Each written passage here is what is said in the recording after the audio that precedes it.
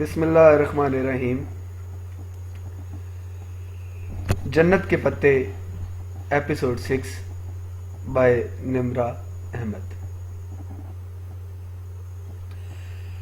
میں ان لوگوں سے ریکویسٹ کرتا ہوں جنہوں نے ابھی تک میرا چینل سبسکرائب نہیں کیا، پلیز میرے چینل کو سبسکرائب کر لیں اور بیل آئیکن کو دبا لیں تاکہ آپ تک ہر قسط جلد اور ٹائم پہ پہنچ سکے.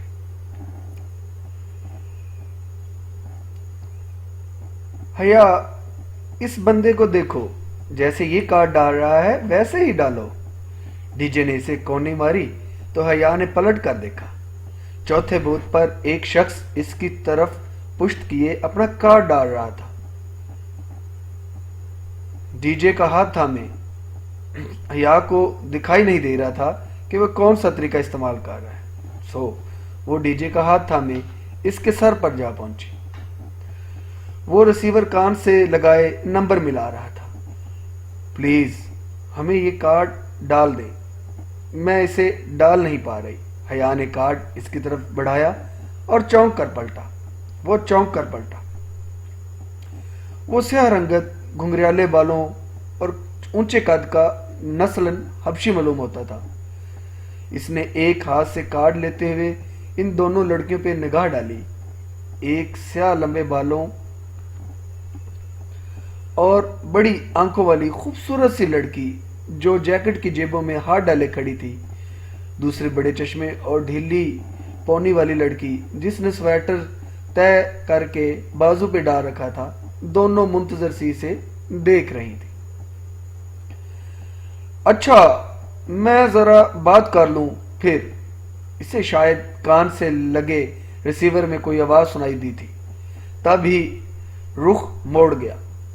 ڈی جے تو بور ہو کر ادھر ادھر دیکھنے لگی، مگر شریعہ لا کے 5 برسوں نے حیا کو عربی اچھی طرح سے سکھا دے گی. انٹرنیشنل اسلامک یونیورسٹی میں اپنے LLB کے پہلے برس ان کو عربی ہی سکھائی جاتی تھی، اور ان کی کلاسز میں الجرین اور مصری اساتذہ انہیں عربی میں ہی لیکچر دیا کرتے تھے.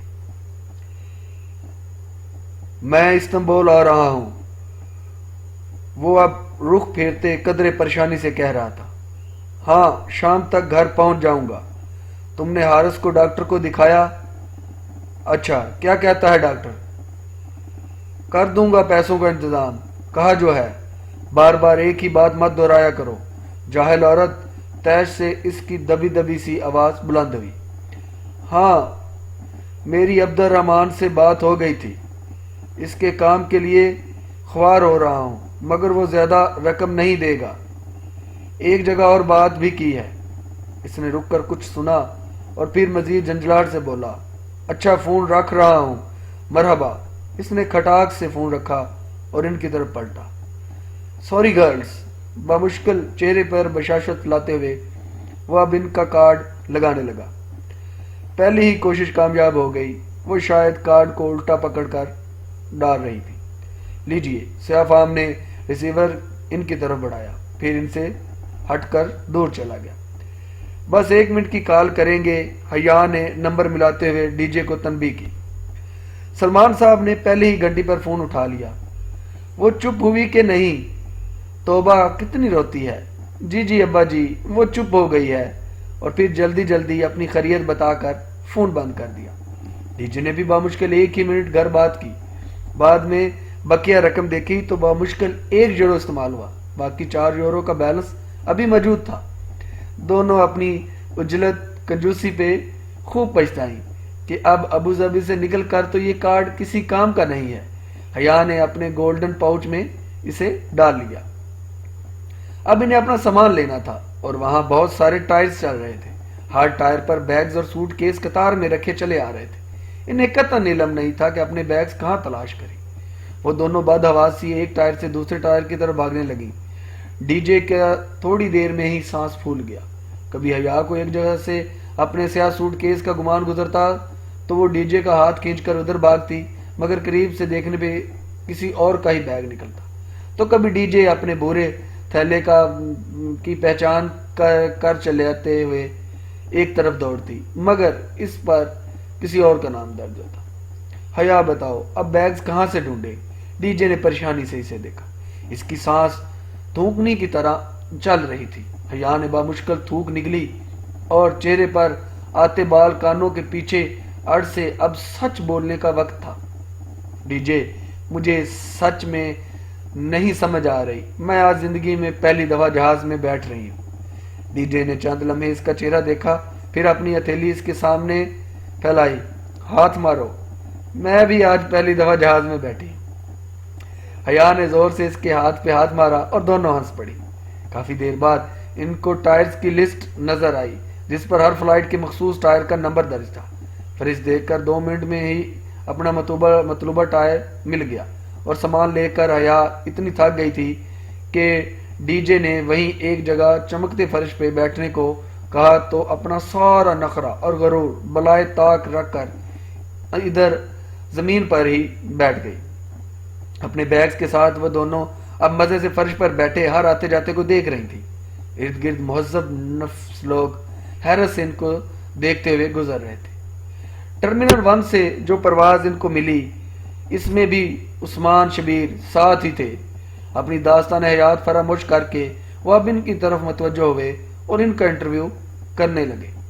کون ہو، کہاں سے آئی ہو، کیوں آئی ہو، ترکی میں کدھر جانا ہے، کیوں جانا ہے؟ سبانچی یونیورسٹی، انہوں نے تھوڑی بلند آواز میں دہرایا کہ اگلی نشست پر بیٹھی ترک خاتون نے گردن موڑ کر قدرے اونچے ہو کر ان کو دیکھا۔ سبانچی، اس سے آگے خاتون نے قدرے ستائش سے چند الفاظ ترک میں کہے جو حیا کو سمجھ نہ آئے۔ جواباً عثمان شبیر نے اپنی بھاری کم آواز میں کچھ کہا تو وہ خاتون قدرے گڑبڑا کر واپس رخ پھیر گئی۔ آپ نے ان کو کیا کہا؟ حیا نے کڑی نگاہوں سے انہیں گھورا۔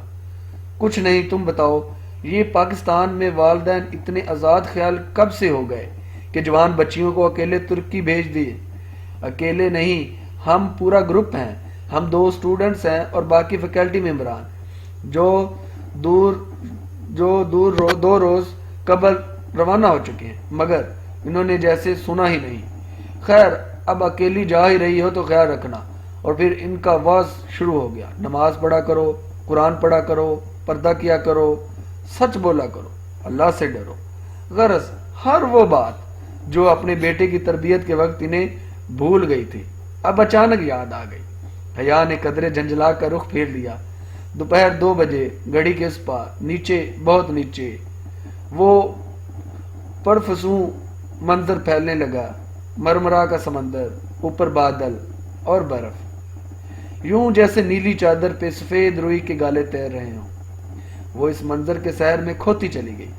جہاں سکندر کا ترکی اس کے قدموں تلے تھا۔ یہ رکھ لو۔ پرواز اترنے کا اعلان ہونے کے بعد نہایت زبردستی عثمان شبیر نے اپنا وزٹنگ کارڈ اسے تھمایا۔ اس پہ میرے گھر، سیل اور آفس کے نمبر لکھے ہیں۔ کبھی کبھار گھر پہ نہیں ہوتا، کبھی کبھار میرا سیل بھی آف ہوتا ہے، مگر آفس کے نمبر پہ میں ہمیشہ ملتا ہوں۔ میری سیکٹری کی فضولیات سے بچنے کے لیے ڈائریکٹ میری پرائیویٹ ایکسٹینشن ڈائل کرنا، وہ ہے 14 یعنی 14، کیونکہ میری اور پاکستان کی تاریخ پیدائش 14 اگست ہے۔ رکھ لو، ضرورت پڑ سکتی ہے۔ عثمان شبیر سے بامشکل جان چھوٹ رہی تھی۔ ان کو کبھی کال کرنا یا دوبارہ ملاقات کا تصور ہی حیا کے لیے سہانے روح تھا۔ پھر بھی ان کے اصرار پر اس نے اپنی سنہری پاؤچ میں وہ کارڈ بغیر دیکھے رکھ لیا۔ اتا ترک انٹرنیشنل ایئرپورٹ استنبول کا یورپی طرف واقع تھا۔ یہ اسے بعد میں علم ہوا، البتہ جو بات ہمیشہ سے معلوم تھی وہ یہ تھی کہ استنبول دنیا کا وہ واحد شہر تھا جو 2 خطوں کو بائیں ملاتا ہے، یورپ اور ایشیا۔ استنبول کے 2 حصے تھے، ایک یورپی طرف کہلاتا تھا اور دوسرا ایشیائی طرف یا اناتولین کی طرف۔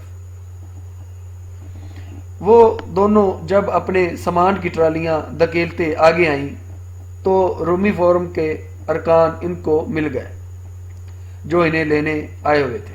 رومی فورم ایک ترک این جی او تھی جو بالخصوص ایکسچینج اسٹوڈنٹ کا بہت خیال رکھتی تھی۔ وہ 2 لڑکے تھے، احمد اور چغتائی۔ چغتائی نام تو ہمارے ہاں بھی ہوتا ہے، جیسے مصور عبد الرحمان چغتائی ہے نا حیا، ڈی جے نے سرگوشی کی تھی۔ السلام علیکم۔ وہ بہت گرم جوشی اور احترام سے ملے۔ چغتائی نے ان سے بیگز لے لیے۔ آئیے، باہر گاڑی انتظار کر رہی ہے۔ چغتائی برادرز پلیز پانی پلا دیں، بہت پیاس لگی ہے۔ حیا کی طرح ڈی جے بھی پیاس سے بے حال تھی۔ چغتائی نے سر اسبات میں ہلایا اور احمد کے ساتھ سامان اٹھانے لگا، اور پھر وہ دونوں ان کے آگے چلتے ہوئے بحر کی طرف بڑھ گئے۔ بے حد مہمان نواز قوم کے اس سپوت نے ان کو پانی کیوں نہیں پلوایا، یہ معمہ وہ ساری زندگی حل نہ کر سکی۔ کبھی امکان یہ تھا کہ چغتائی کی انگریزی کمزور تھی، اس کے باعث وہ ان کا مدعا سمجھ نہ پایا تھا۔ باہر نکلنے سے قبل انہوں نے اپنی رقم ترک لیرہ اور یوروز میں تبدیل کروا لی تھی۔ ایک لیرہ پاکستانی 55 روپے کا تھا اور ایک یورو 125 روپے کا۔ 55 125 55 125 ڈی جے زیر لب کرنسی کی مالیت کا حساب لگاتی اور ان کی قیمت یاد کرتے باہر آئی تھی۔ ایئرپورٹ کا دروازہ کھلتے ہی سردی کی ایک یخ بستہ ہڈیوں میں گھستی خون منجمد کرتی لہر نے ان کا استقبال کیا کہ چند لمحوں میں حیا کے ہونٹ نیلے پڑنے لگے۔ یہاں مری اور ایوبیا کے سرد ترین ہوا بھی سے زیادہ کئی گنا سرد ہوا چل رہی تھی۔ حیا نے بے اختیار بازو سینے پہ لپیٹ لیے اور ٹھٹھرنے لگی تھی۔ ان کا سامان خاصی وزنی اور بے تحاشا تھا۔ دونوں لڑکے سرمئی رنگ کی ہائی ایس میں بیگز رکھتے ہانپ گئے تھے۔ آپ واقعی صرف 5 ماہ کے لیے آئی ہیں؟ چغتائی نے سادگی سے پوچھا تو احمد نے اسے گھور کر موضوع بدل دیا۔ ہماری روایت ہے کہ جو بھی اتا ترک ایئرپورٹ سے استنبول آتا ہے، ہم اسے اپنے سب سے پہلے سلطان ابو ایوب انصاری کے مزار پر لے جاتے ہیں، اس سے اس کا ترکی میں قیام اچھا گزرتا ہے۔ احمد کہہ کر بیگ گاڑی میں رکھنے لگا تو ڈی جے نے سرگوشی کی، مگر حیا یہ تو ہم توہم پرستی اور شرک۔ اس نے زور سے کونی مار کر ڈی جے کو خاموش کرایا اور پھر اندر بیٹھتے دبی آواز میں بولنے لگی۔ میزبانوں سے اس سردی میں بحث کی تو وہ تمہیں یہاں چھوڑ کر چلے جائیں گے۔ پاگل صبح تک منجمد ہو کر پڑی رہو گی اور آئندہ ترکی آنے والے سب سے پہلے تمہارا منجمد مجسمے کو زیارت کیا کریں گے۔ احمد کی ٹوٹی پھوٹی انگریزی آتی تھی، سو وہ سارا راستہ گرد و پیش کے متعلق بتاتا جا رہا تھا۔ حیا کو اس سفر نامے سے دلچسپی نہ تھی۔ سرخ پھیرے سے کھڑکی کے باہر دیکھنے لگی، وہ جو امریکی فلموں والی بلند بالا عمارتوں کی آس لگائے بیٹھی تھی۔ قدرے مایوس ہوئی، کیونکہ استنبول شروع ہوتے ہی یوں لگا جیسے اسلام آباد ہو، مگر آہستہ آہستہ غور کرنے پر محسوس ہوا کہ نہیں، وہ واقعی یورپ تھا۔ دکانوں کے چمکتے شیشے، صاف سڑکیں، مغربی لباس میں پھرتے لوگ، دکانوں کی چھتیں اور درختوں کے اوپر پڑی برف اور سڑک کنارے بچھی برف کی تہیں گویا سفید گھاس ہو۔ عجیب بات یہ تھی کہ اس قہر اور سردی میں بھی ترک لڑکیاں بڑے مزے سے منی سکرٹس میں ملبوس ادھر ادھر گھوم رہی تھیں۔ خدا کرے آج رات برف نہ پڑے، چغتائی نے موڑ کاٹتے ہوئے ایک پرتشویش نگاہ باہر پھیلے برف زار پر ڈالی۔ ہاں، خدا کرے رات واقعی برف نہ پڑے، احمد نے تائید کی۔ حیا اور ڈی جے نے ایک دوسرے کو دیکھا اور پھر ڈی جے آہستہ سے اردو میں بڑبڑائی، ایویں نہ پڑے، خود تو برف باری دیکھ دیکھ کر اکتا چکے ہیں، اور ہمیں تو دیکھنے دیں، اللہ کرے رات برف ضرور پڑے، آمین ثم آمین۔ حیا نے دل میں اس کی تائید کی۔ ونڈ سکرین کے اس پار یورپین شہر کا اختتام دکھائی دے رہا تھا، آگے نیلا سمندر بہہ رہا تھا اور دوسری طرف استنبول کا ایشیائی حصہ آباد تھا۔ دونوں حصوں کو ایک عظیم الشان پل نے جوڑ رکھا تھا اور دونوں خطوں کا ملاپ دو تہذیبوں کا سنگم۔ مرامرا کے سمندر کے جو حصہ استنبول کے درمیان سے گزرتا ہے، اسے بوسفورس کا سمندر کہا جاتا ہے۔ اس پل کا نام بھی بوسفورس برج ہے، احمد بتانے لگا، مگر ہم تو مزار پر جا رہے ہیں جو کہ یورپین حصے میں ہی ہے، پھر پل عبور کرنے کا مقصد؟ قریب آتے ہی پل کو دیکھ کر حیا نے حیرت سے پوچھا، کیونکہ پل کے اس طرف اناتولین شہر تھا۔ ہم نے پل عبور نہیں کرنا، اس کے قریب سے کسی کو اٹھانا ہے، ہم دونوں یہاں سے چلے جائیں گے، آگے مزار تک آپ کو اسی نے لے کر جانا ہے۔ چغتائی نے گاڑی ایک طرف روک دی۔ احمد اب لاک کھول کر باہر نکل رہا تھا۔ حیا نے اس خوبصورت اونچے پل کو دیکھا اور سوچا کہ کتنے برس اور وہ اسی پل پر سے گزرا ہوگا۔ کتنی ہی دفعہ اس نے بوسفورس کے نیلے پانیوں پہ چاند کی پریوں کا رقص دیکھا ہوگا۔ جب وہ اس سے ملے گی تو کیا اس کی آنکھوں میں استنبول کی سفید گھاس سی برف جمی ہوگی یا مرمرا کے پانیوں کا جوش ہوگا؟ اور کیا وہ کبھی اس سے مل پائے گی؟ اس خیال پہ اس کا دل جیسے مرمرا کے سمندر میں ڈوب کر کسی لٹی پٹی کشتی کی طرح ہولے سے ابھرا تھا۔ کھڑکی کے اس پار ایک دراز کامل لڑکی کار کی طرف چلتی آ رہی تھی۔ چہرے کے گرد سکارف لپیٹے، بلیو جینز کے اوپر گھٹنوں تک آتا سفید کوٹ پہنے، وہ کوٹ کی جیبوں میں ہاتھ ڈالے سر جھکائے چلتی آ رہی تھی۔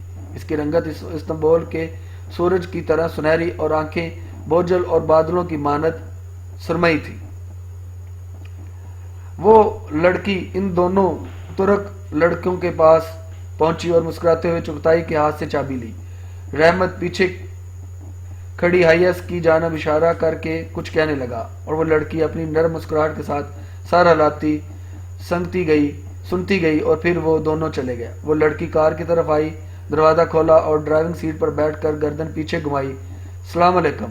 وہ ترکی میں خوش آمدید، اس کی انگریزی شستہ اور انداز بے حد نرم تھا۔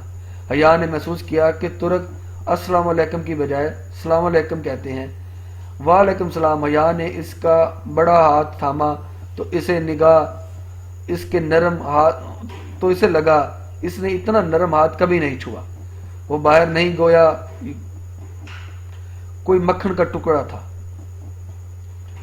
میرا نام حال نور ہے، میرا تعلق رومی فارم سے ہے۔ میں سانجی سے مٹیریل سائنس اینڈ انجینئرنگ میں ایم ایس سی کر رہی ہوں۔ ایئرپورٹ پر آپ کو لینے کے لیے مجھے ہی آنا تھا، مگر میں کہیں پھنس گئی تھی، اس لیے نہیں آ سکی۔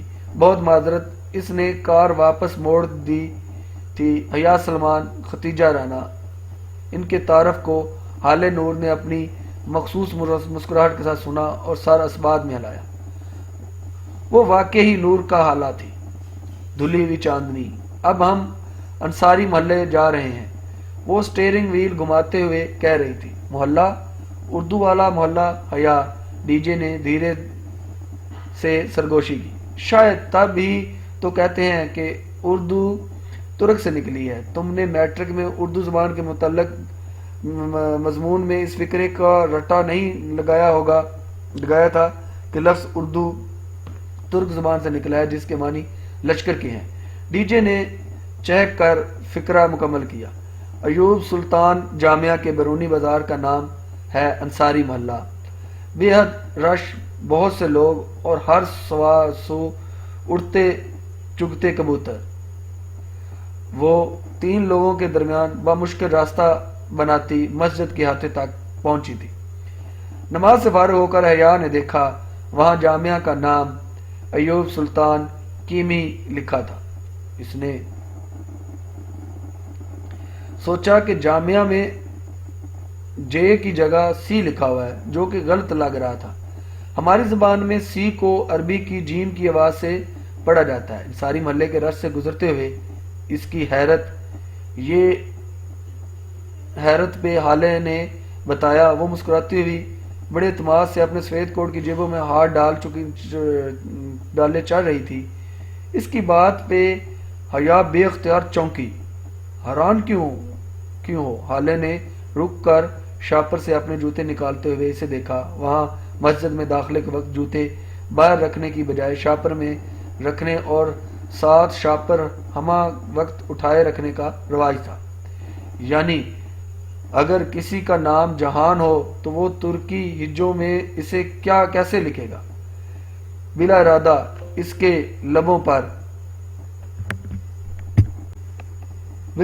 کے لبوں سے نکلا، پھر فوراً گڑبڑا کر ڈی جے کو دیکھا اور وہ ذرا فاصلے پر کبوتروں کی تصاویر کھینچ رہی تھی۔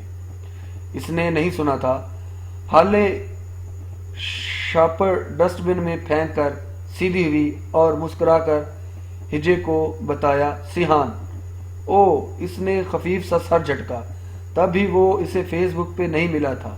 وہ اس کو جہان یعنی جے سے لکھ رہی تھی اور اسے جے سے لکھ کر ڈھونڈتی تھی، مگر وہ اصل میں اس کا نام سی سے لکھنا چاہیے تھا۔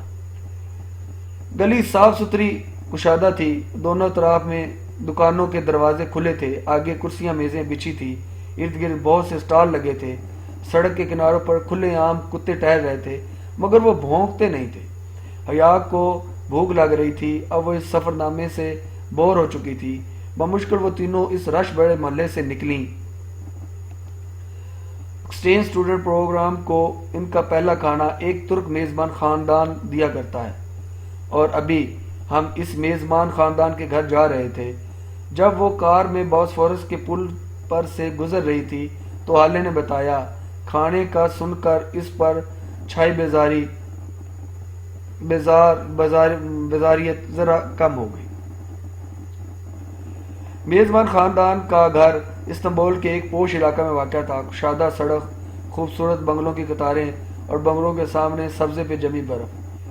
ان کے اسکالرشپ کوآرڈینیٹر نے چند باتیں انہیں ذہن نشین کرا دی تھی کہ ترکی میں جوتے گھر سے باہر اتارنے ہیں، گھاس پہ نہیں چلنا، اور ملاقات کے وقت ترک خاندان کے بڑے کا ہاتھ چومنا ہے۔ اس کی ضرورت نہیں تھی، اس تکلف کو رہنے دو۔ ان دونوں نے گھر کے داخلی دروازے کے باہر بچھے میٹ پر جوتے اتارے تو اندر سے آتی ہوئی ایک مشفق خاتون پیار بڑی خفگی سے بول رہی تھی، پہلے دن کوئی اصول نہیں ہوتے۔ السلام علیکم، ترکی میں خوش آمدید، آپ کے اصولوں کی پاسداری میں ہمارے لیے فخر ہے۔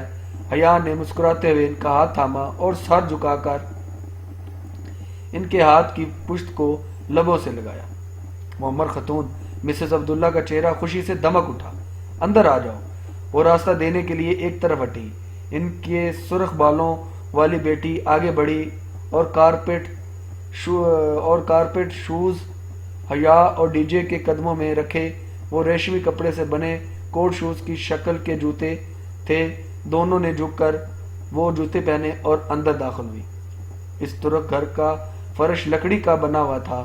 لانگ روم کے فرش میں یہ بہت خوبصورت قالین بچھے تھے، اور وہ باتھ روم ہاتھ دھونے آئی تھی تو دیکھا وہاں ایک الگ سے ٹوٹنی وغیرہ نہیں تھی، بلکہ ایک طرف قطار میں نل لگے تھے۔ البتہ باتھ روم کے فرش پر بھی رگز، پائیدان اور کاؤچ بچھے تھے۔ حیرت انگیز تھا ان کے لیے۔ وہ واپس آئیں تو ڈائننگ ہال میں کھانا لگایا جا رہا تھا۔ ڈی جے جھک کر پیار سے مسز عبداللہ کے 6 سالہ نواسے عروسہ سے کچھ کہہ رہی تھی۔ وہ 3 خواتین پر مشتمل چھوٹا سا کنبہ تھا۔ چونکہ وہ دونوں لڑکیاں تھیں، سو حالہ نے ایسے ترک خاندان کا چناؤ کیا تھا جس میں کوئی مرد نہ ہو۔ اسی پل مسز عبداللہ سوپ کا بڑا سا پیالہ اٹھائے آئیں۔ حالہ ان کی مستدی سے مدد کروا رہی تھی۔ تم کیا کہہ رہی تھی؟ تمہارا یہاں کوئی رشتہ دار ہے؟ انہوں نے سوپ کا ڈونگا میز پہ رکھا۔ حیا نے ایک نظر اس ملغوبے کو دیکھا۔ جی، میری پھپھو ہے ادھر۔ وہ سوپ کو دزدیدہ نگاہوں سے دیکھتے ہوئے بولی۔ کدھر رہتی ہیں؟ ادھر۔ اس نے پرس سے وہ مڑمڑا سا کاغذ نکال کر حالے کو تھمایا۔ حالے نے ایک نظر اس کاغذ کو دیکھا اور پھر اسبات میں سر ہلا دیا۔ کل میں ملوا دوں گی تمہیں، ان سے کھانا شروع کرو۔ اس نے کاغذ حیا کو واپس دے دیا تھا۔ دیجئے، ہم واقعی ترکی میں بھوکے مریں گے۔ اس ملغوبے کی شکل تو دیکھو، مجھے تو پھر سے متلی ہو رہی ہے۔ حیا جبرن مسکراتے ہوئے ہولے سے اردو میں بولی۔ مسز عبداللہ نہ سمجھی اسے دیکھا۔ یہ کہہ رہی ہے کہ ان خواتین کا خلوص اسے شرمندہ کر رہا ہے۔ ڈی جے نے جلدی سے ترجمانی کرتے ہوئے میز کے نیچے اس کا پیر زور سے کچلا۔ او شکریہ، مسز عبداللہ مسکرا کر کھانا پیش کرنے لگی۔ سوپ دراصل سرخ مسور کی دال کا شوربہ تھا، اور اردو جیسی ترکی میں اسے چوربا کہتے ہیں۔ وہ ذائقے میں شکل سے بڑھ کر بد مزہ تھا۔ چند لمحوں بعد ہی دونوں پاکستانی ایکسچینج اسٹوڈنٹ کی برداشت جواب دینے لگی۔ حیا، مجھے الٹی آنے والی ہے اور میں مرنے کے قریب ہوں۔ وہ بدقت مسکراہٹ چہروں پہ سجائے چمچہ بھر رہی تھی۔ ترک خواتین بہت مرغوبیت سے سوپ پی رہی تھی۔ چوربا ختم ہوا تو کھانا آ گیا، اور اس سے بھی بڑھ کر بد مزہ۔ ایک چاول کا پلاؤ تھا، اور پاکستان میں پلاؤ کو پے کے اوپر پیش کے ساتھ بولا جاتا ہے، مگر یہاں اسے پے کے تلے زیر کے ساتھ بولا جاتا ہے۔ پلاؤ شکل میں ابلے چاولوں سے مختلف نہ تھا، ساتھ چنے کا سالن اور مرغی کی گریوی تھی جو کہ منچورین کی طرح دکھتی تھی۔ وہ 1.5 دن کی بھوکی تھیں اور اوپر سے بد مزہ کھانا مزید حالت خراب کر رہے تھے۔ وہی ترک خواتین ہی کھا رہی تھیں۔ پلاؤ کا پیالہ بھی ختم ہو چکا تھا۔ اب پاکستانی میزبانوں کے برعکس وہ اسے دوبارہ بھرنے کے لیے دوڑی نہیں تھی۔ وجہ ان کے خلوص کی کمی نہ تھی، بلکہ شاید یہی ان کا طریقہ تھا کہ پیالہ ایک ہی دفعہ بھر کر رکھا جاتا تھا۔ ختیجہ، تمہاری دوست مجھے کچھ پریشان سی لگ رہی ہے، خیریت؟ مسز عبداللہ نے پوچھ ہی لیا۔ ڈی جے نے گڑبڑا کر اسے دیکھا۔ سب کھانے سے ہاتھ روک کر اسے دیکھنے لگے تھے۔ حیا نے میز تلے آہستہ آہستہ سے اپنا پاؤں ڈی جے کے پاؤں پہ رکھا۔ فیملی فرنٹ کی ہما، کوئی معقول وجہ بتاؤ ان کو۔ نہیں، وہ دراصل حیا بہت ڈرپوک ہے، اسے اسٹریٹ کرائم سے بہت ڈر لگتا ہے۔ یہ پہلی دفعہ اکیلی یورپ آئی ہے تو یہ پوچھ رہی ہے کہ کہیں استنبول میں ہمارا آرگنائزڈ کرمنل سے تو واسطہ نہیں پڑے گا۔ حیا خفت سے سر جھکائے لب کاٹتی رہی۔ وہ خالی ہاتھ ان کے گھر آئی تھی اور انہوں نے میز بھر دی تھی، پھر بھی اس کے نخرے ختم ہونے میں نہیں آ رہے تھے۔ اسے بے حد پچھتاوا ہوا اور وہ بات سنبھالنے پہ ڈی جے کی بے حد ممنون تھی۔ قطعاً نہیں، استنبول بہت محفوظ شہر ہے، سرخ بالوں والی لڑکی رسان سے بولی۔ یہاں کی پولیس ایسے لوگوں کو کھلے عام نہیں پھرنے دیتی۔ بالکل، استنبول میں قانون کی بہت پاسداری کی جاتی ہے، حالے نے تائید کی۔ مسز عبداللہ خاموشی سے سنتی رہی اور ان کے چہرے پہ کچھ ایسا تھا کہ حیا انہیں دیکھے گئی۔ جب حالے نور استنبول کی شان میں ایک لمبا سا قصیدہ پڑھ کے فارغ ہوئی تو مسز عبداللہ نے گہری سانس لی۔ خدا کرے تمہارا واسطہ کبھی عبد الرحمن پاشا سے نہ پڑے۔ حیا نے دھیرے سے کانٹا واپس پلیٹ میں رکھا۔ ایک دم پورے ہال میں اتنا سناٹا چھا گیا کہ کانٹے کے کان سے ٹکرانے کی آواز سب نے سنی۔ کون پاشا؟ ڈی جے نے الجھ کر مسز عبداللہ کو دیکھا۔ وہ ممبئی کا ایک سمگلر ہے، یورپ سے ایشیا اور اسلحہ اسمگل کرتا ہے۔ استنبول میں اگر چڑیا کا بچہ بھی لاپتہ ہو جائے تو اس میں پاشا کا ہاتھ ہوتا ہے۔ بوسفورس کے سمندر میں ایک جزیرہ ہے، بیوک ادا۔ اس جزیرے پہ اس مافیا کا راج ہے۔ وہ میری موم کو خواب بہت آتے ہیں۔ ان کی بیٹی نے خفگی سے ان کو دیکھا۔ یہ لڑکیاں سمجھتی ہیں میری عقل میرا ساتھ چھوڑنے لگی ہے۔ بالکل ٹھیک سمجھتی ہیں۔ وہ ایکسچینج اسٹوڈنٹ، کان کھول کر سن لو۔ حالے نے قدرے تلملا کر مداخلت کی۔ استنبول میں ایسا کوئی کرائم سین نہیں ہے، یہ سب گھریلو عورتوں کے فسانے ہیں۔ یہاں کوئی بھی بھارتی اسمگلر نہیں ہے۔ دونوں ترک لڑکیاں اپنے تئیں بات ختم کر کے اب سویٹ ڈش کی طرف متوجہ ہو چکی تھی۔ ختیجہ بھی ان کی باتوں پہ مطمئن ہو کر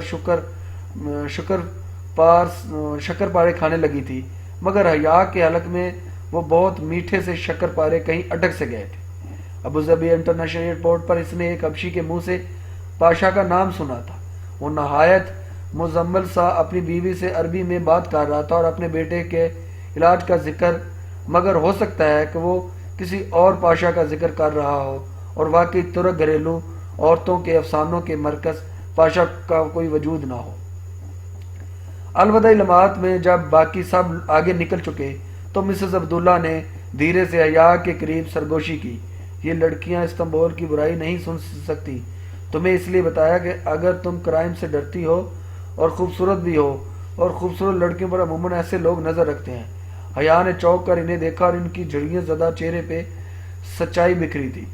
وہ واقعی اپنا وجود رکھتا ہے۔ وہ بالکل سن سی ہوئی اور انہیں دیکھے گئی۔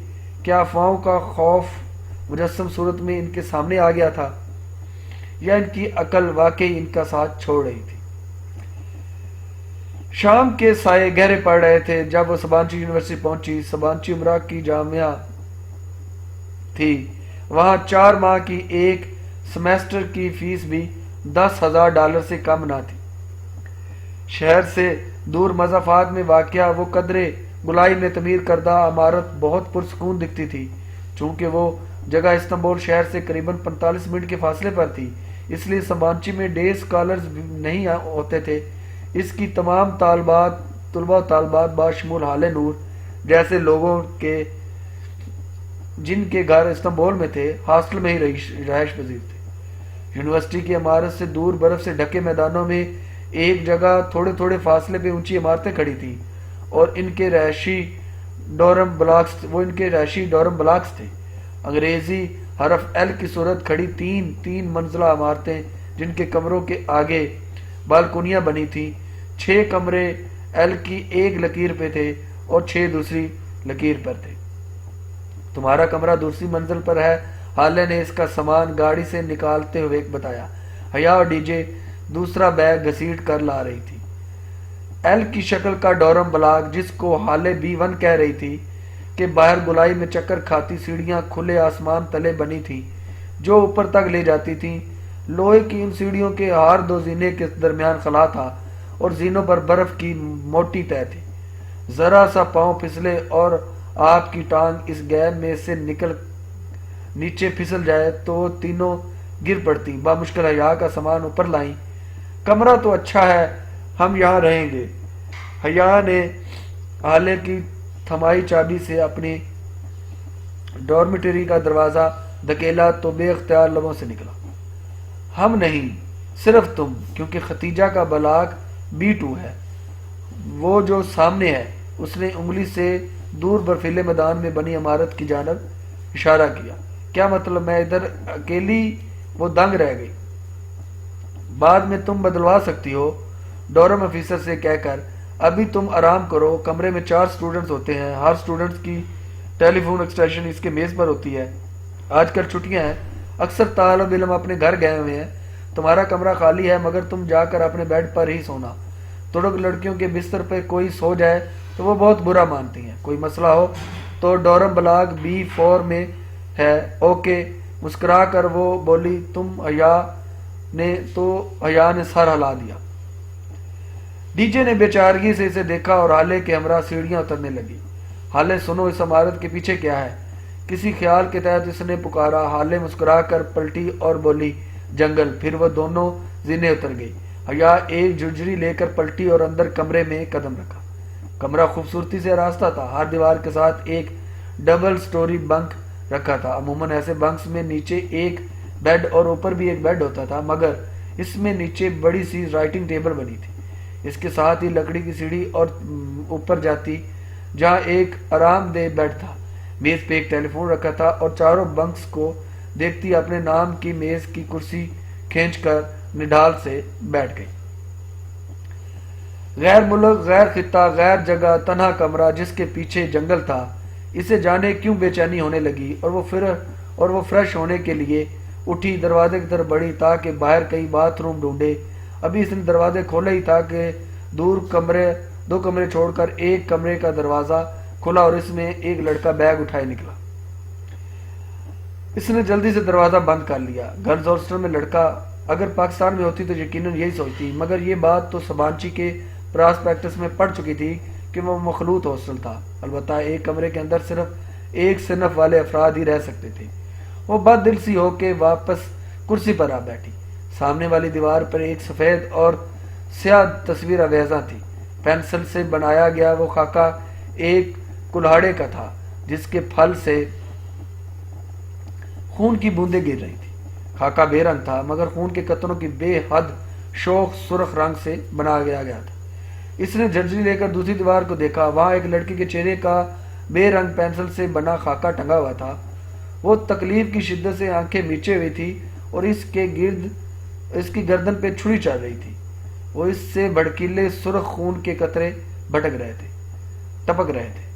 وہ مضطرب سی اٹھ کھڑی ہوئی۔ ان تصاویر والی دیوار کے ساتھ لگے بینک کی میز پر بہت سے چاقو اور چھریاں قطار میں رکھے تھے، ہر سائز، ہر قسم اور ہر دھار کا چاقو۔ ان کے لوہے کے پھل مدھم روشنی میں چمک رہے تھے۔